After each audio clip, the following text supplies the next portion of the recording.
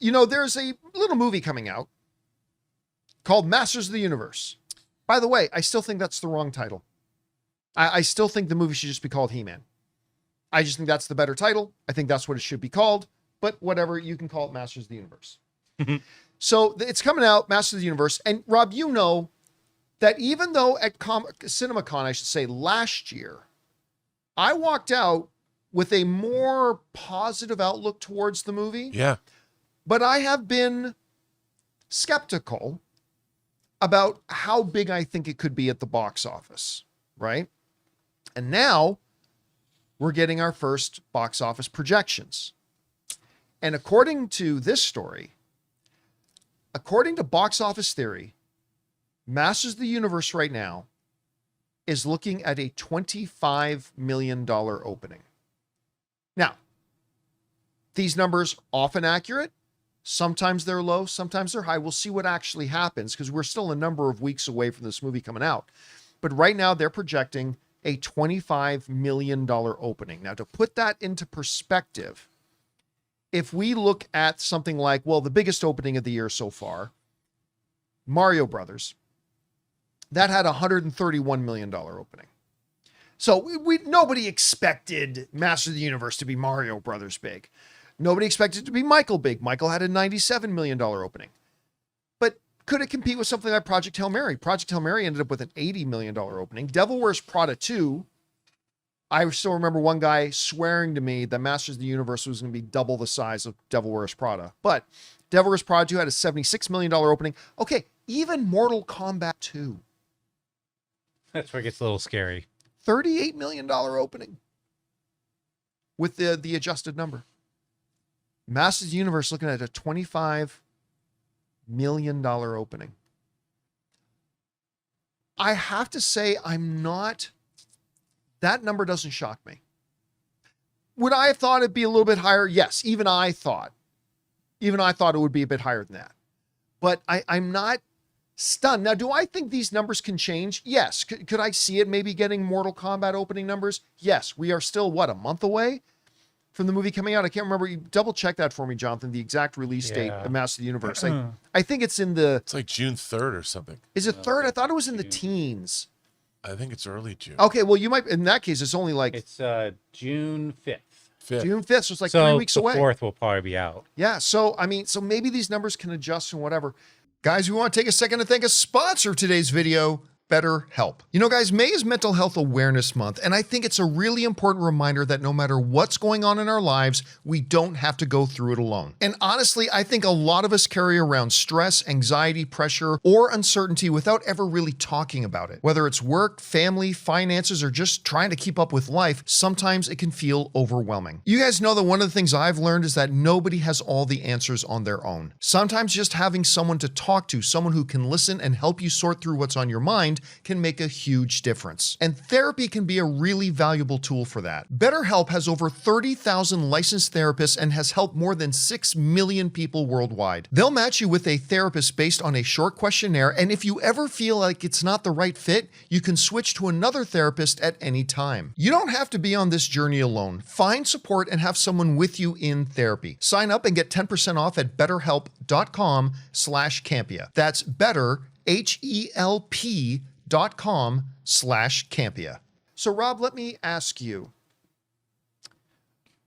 why are the numbers, why are the projections this low? Is it the marketing campaign hasn't been good? Has it been people overestimated the nostalgia factor of He-Man? Is He-Man just a concept whose time has passed a long time ago? Or is it just that this one just doesn't look good? I don't know. When you look at these projection numbers, why do you think they're coming in that low?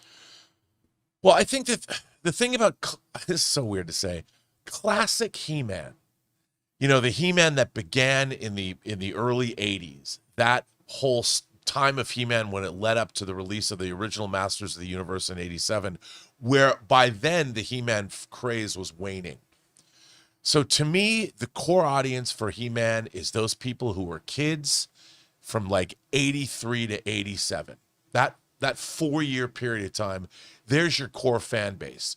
Now, there has been He-Man various derivations of He-Man and the toys and everything, all the way up to the controversial Kevin Smith stuff that was done for Netflix and all that. It's a niche audience.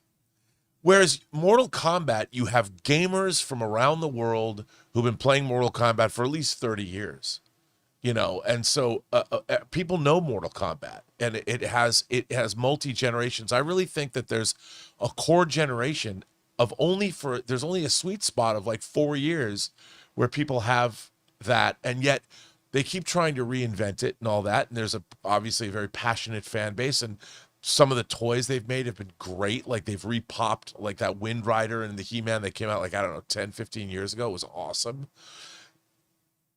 But a $200 million movie, I think it's the case of, you know what I would equate it to? Blade Runner 2049. Blade Runner was never a hit. It never made much money. When it came out in 82, it opened the same day as John Carpenter's The Thing, and they both failed at the box office. It has grown in stature, and in Hollywood, people revere the original Blade Runner. And of course, Denis Villeneuve comes on, and in my estimation, knocked it out of the park. That movie, I thought 2049 was better than the original. Blade Runner 2049 is, whatever you think of it, it's still a towering achievement. It has incredible acting. I think it's a great sequel. But who's the audience? You've got this small audience but people in Hollywood think, oh, so we revere the original. And I've seen things you people wouldn't believe. Everyone knows that speech, but no one outside of Hollywood does. So I would say the thing about Masters of the Universe is it seems like it's a great IP, but is it? I think it's going to suffer the same fate as we always talk about this as Dungeons and Dragons. Dungeons and Dragons is a niche audience, but around in Hollywood today, because it's so hip to go to places and go to Joe Manganiello's house and go play Dungeons and Dragons in his dungeon, or go to Todd Stashwick's house and play Dungeons and Dragons, but it's not hip for most people.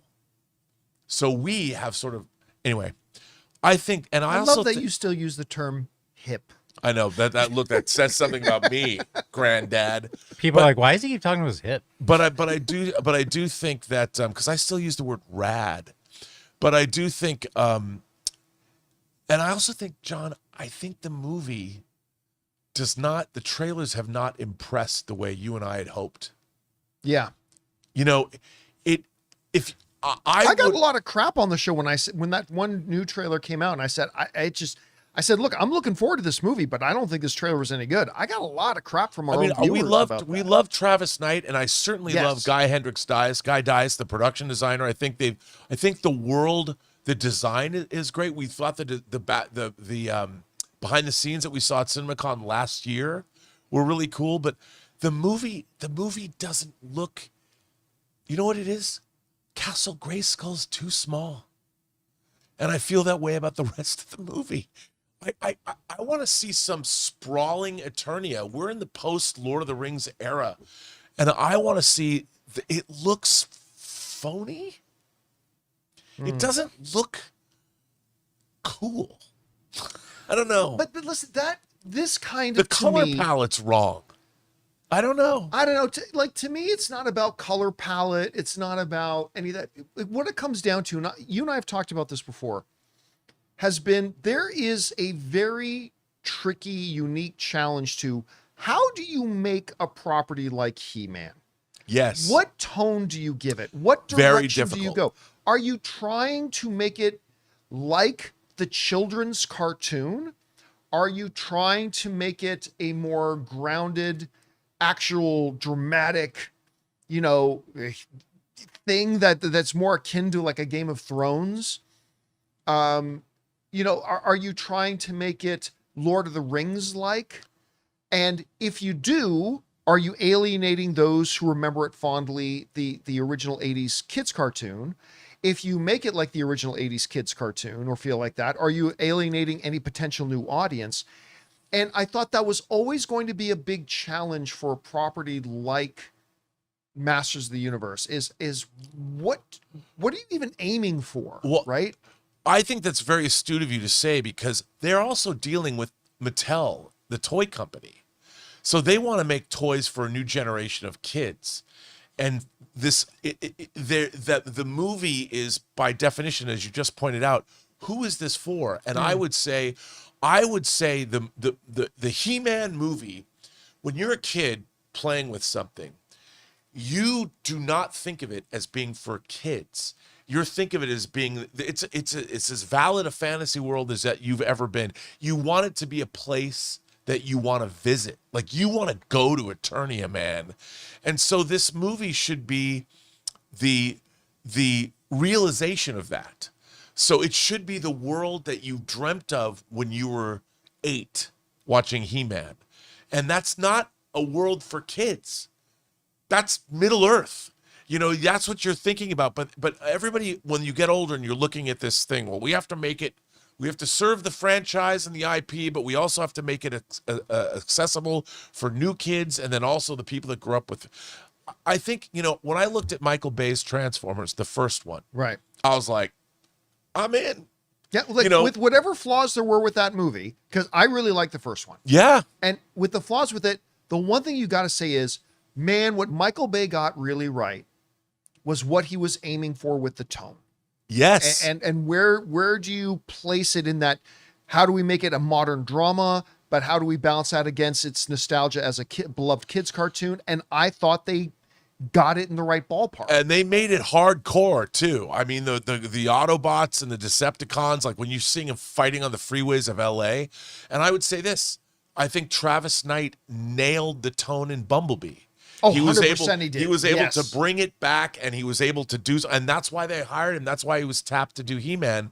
But I'm willing to bet he probably had more constraints. There were more constraints against them because it's easier to do a girl and a robot than it is to do an entire realm of all of these characters. Now, I still have faith that I the do movie's too. going to be good because it's Travis Knight. I do too. I want to see it. I can't wait to see it. To be honest, I'm excited to see it, and Again, I want to. I'm just not terribly surprised at these numbers. I still think it'll be higher than 25 million.